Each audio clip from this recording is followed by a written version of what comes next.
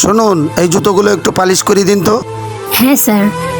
Sir 500 টাকার note আমার কাছে তো খুচরো নেই। আমি তো আবার কালকে আসবো, তখন সব হিসাবগুলো ঠিক করে নেব। কত টাকা হয়েছে?